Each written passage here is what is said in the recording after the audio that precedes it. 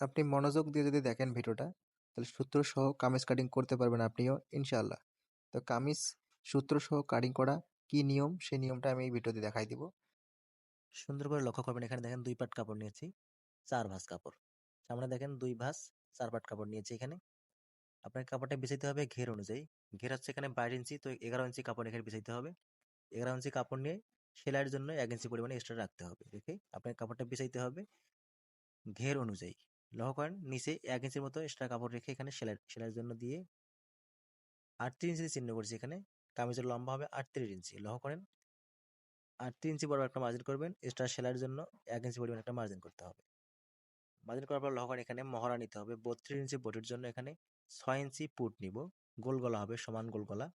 মহড়াও নিব আমরা নিচের মার্জিন থেকে 6 ইঞ্চি। লক্ষ্য করেন নিচের মার্জিনটা থেকে নিতে হবে। নিচের মার্জিন থেকে 6 ইঞ্চি মহড়া নিব হাতার জন্য। নিয়ে সোজা এভাবে মার্জিন করতে হবে। মার্জিন করে দেওয়ার পরে লক্ষ্য করেন উপরে যে শোল্ডার ডাউনটা দিব আমরা, উপরে শোল্ডার ডাউনটা 1/2 ইঞ্চি পরিমাণ এখানে দিতে হবে।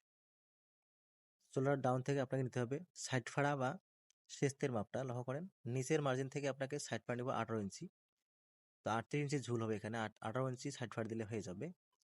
এরপরে লক্ষ্য করেন এখানে মহড়ার যে মার্জিনটা আছে, বডির মার্জিন আর শেস্তের মার্জিন থেকে মাঝখানে এখানে আপনাকে আরেকটা ভাগ করতে হবে। এভাবে ফিতাটা দিয়ে আপনি 2 ভাঁজ করে ভাগ করে নেবেন। এই নামে 2 ভাঁজ করার পরে ভাগ করে দেওয়ার পর সোজা একটা মার্জিন করতে হবে, এটা পেটের মার্জিন। এখানে পেটের মার্জিন এবং বডির মার্জিন। বডির মার্জিনটাকে 32 ইঞ্চিকে 4 ভাগ করে 8 ইঞ্চিতে এখানে একটা চিহ্ন করতে হবে। একই নিয়মে আপনি কোমর আপনার এখানে হবে 27 ইঞ্চি কোমর আর 32 ইঞ্চি আবার হিপের লাইন। তো একই নিয়মে চিহ্নগুলো করার পর প্রতিটা মাপে আপনি 4 ভাগের 1 ভাগ দিবেন। 1 ভাগ দেওয়ার পরে এভাবে মার্জিন করে রাউন্ড করে সোজা শেপ টাইন দিবেন। এটা সেলাইয়ের জন্য কাপড় রাখবেন। রাখার পর লক্ষ্য করেন এখানে আর্ম হোলের এখানে চিহ্ন করবেন কোনাকুনি একটা 1 ইঞ্চি পরিমাণে চিহ্ন করার পরে সোজা এভাবে রাউন্ড করে দিবেন। রাউন্ড করে দেওয়ার পরে লক্ষ্য করেন গলার মাপটা দিতে হবে। গলা আমি 2 ইঞ্চি রাখবো, সেলাই দেওয়ার পরে 2.25 ইঞ্চি হবে, লম্বা রাখবো 4.5 ইঞ্চি। এই নিয়মে সোজা এভাবে শেপ করে দিবেন। গোল রাউন্ড শেপটা করে দেওয়ার পরে আপনাকে কাটিং করে দিতে হবে। তো লক্ষ্য করেন এই নিয়মে যদি আপনি কামিজ কাটিং করেন, অবশ্যই আপনার সুন্দর কামিজ কাটিং হবে এবং খুব ফিনিশিং হবে। সুন্দর করে এই নিয়মে আপনি কাটিংটা করে দিবেন। তো ভিডিও ভালো লাগলে অবশ্যই লাইক, কমেন্ট, শেয়ার করবেন। চ্যানেল থেকে দেখলে অবশ্যই চ্যানেলটা সাবস্ক্রাইব করে রাখবেন। পেজ থেকে যদি আপনি দেখেন অবশ্যই পেজটা ফলো করে রাখবেন। এরকম প্রতিদিনই আমরা নিত্য নতুন ভিডিও দিয়ে থাকি।